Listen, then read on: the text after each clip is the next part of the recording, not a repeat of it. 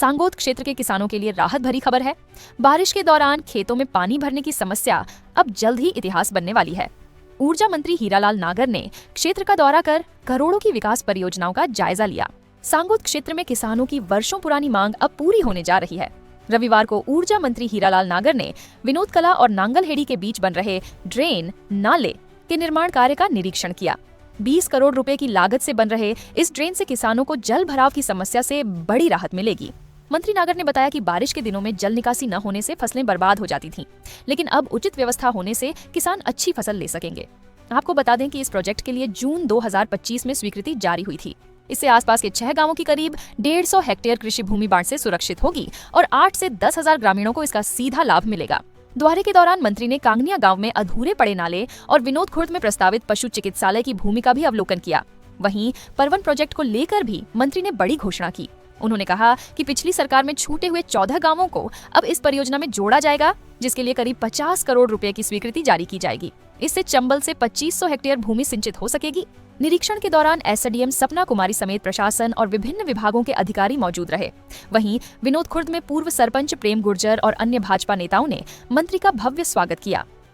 से किसानों को जो जल भराव से बरसात के समय सोयाबीन की फसल पूर्णतया नष्ट हो जाती है, इस डाइवर्जन चैनल के बनने से किसानों के खेत में वो फसल भी हो पाएगी और किसानों को आने जाने के रास्तों की भी जो समस्या खेतों तक की है उसका भी इसके माध्यम से समाधान निकलेगा। तो ये एक बहुत जल भराव के माध्यम से जो समस्या थी और पूरी कैनाल का पानी भी यहाँ तक आकर के आ जाता था, इन सभी समस्याओं का समाधान इस डाइवर्जन चैनल के बनने से होगा कि एक तो किसानों को यहाँ खेतों में पानी नहीं भरेगा, आने जाने के रास्ते को सुगम होगा और इसके माध्यम से जो कैनाल हम जो डाइवर्जन चैनल बना रहे हैं उससे क्षेत्र के गाँव में नजदीक के जितने भी 3-4-5 किलोमीटर के गाँव में उनमें अगर कहीं कोई ऐसी हमारी सरकारी संरचनाएं हैं, चाहे स्कूल का मैदान हो या कोई हमारा कोई स्कूल हो या कोई हमारे शमशान हो, जहाँ पर की सामुदायिक केंद्र हो, वहाँ पर मिट्टी की नीची जगह है तो उन सबको भरवा करके और काम इसका मिट्टी का भी सदुपयोग कर रहे हैं ताकि ये गाँव में इसका उपयोग हो सके और जो गाँव को समस्या थी उसका समाधान। मुख्यमंत्री के नेतृत्व में राजस्थान किस नई दिशा की ओर बढ़ रहा है? मुख्यमंत्री जी के नेतृत्व में हमारा राजस्थान दिनों दिन प्रगति कर रहा है, वो हर क्षेत्र में कर रहा है। चाहे वो हमारा ERCP बन रहा है, उसके माध्यम से हर खेत तक पानी पहुंचाने की योजना भी साकार हो रही है। हमारी जो इस पूरे हाड़ौती क्षेत्र के लिए पेयजल की जो समस्या थी उसकी 3,500 करोड़ की जो अभी कार्यादेश में है मंजूरी के बाद, तो उसका भी काम चालू हो चुका है। तो पेयजल पहुंच रहा है हर खेत तक, हर घर तक पानी की पहुंचने की योजना पहुंच रही है और हर खेत तक रास्ते का काम भी हम सुगम कर रहे हैं और किसानों के लिए हम दिन में बिजली दे करके किसानों को समृद्ध करने का काम कर रहे हैं कि हमारा किसान जो है वो समृद्ध बने ताकि आने वाली नई हमारी विकसित भारत की संरचना है वो किसान के संपन्नता से पूरी होगी, गाँव के विकास से पूरी।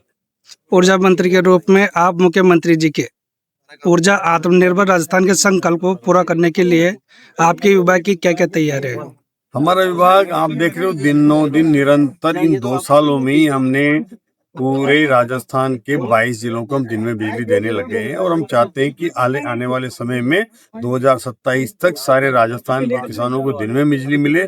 उसके लिए हम संरचनाओं को बढ़ा रहे हैं। हमारे जो ट्रांसमिशन की जहाँ बाध्यताएं थी उनको हम विकसित कर रहे हैं, नए GSS बना रहे हैं, 33 kV और वितरण के नए GSS बना रहे हैं और हमारा सोलर में उत्पादन अब इन कुसुम A और कुसुम C के माध्यम से जो हुआ है उसमें हम देश में नंबर 1 आए हैं फीडर सोलराइजेशन में। तो हमारा प्रदेश पूरे देश में आज जो है अक्षय ऊर्जा जो हमारी रिन्यूएबल एनर्जी है उसमें उत्पादन में पूरे देश में सर्वश्रेष्ठ काम कर रहा है और एक ऐतिहासिक काम कर रहा है जिसका अभी हाल ही में हमें भारत सरकार ने एक सम्मान दे करके और सम्मानित किया है।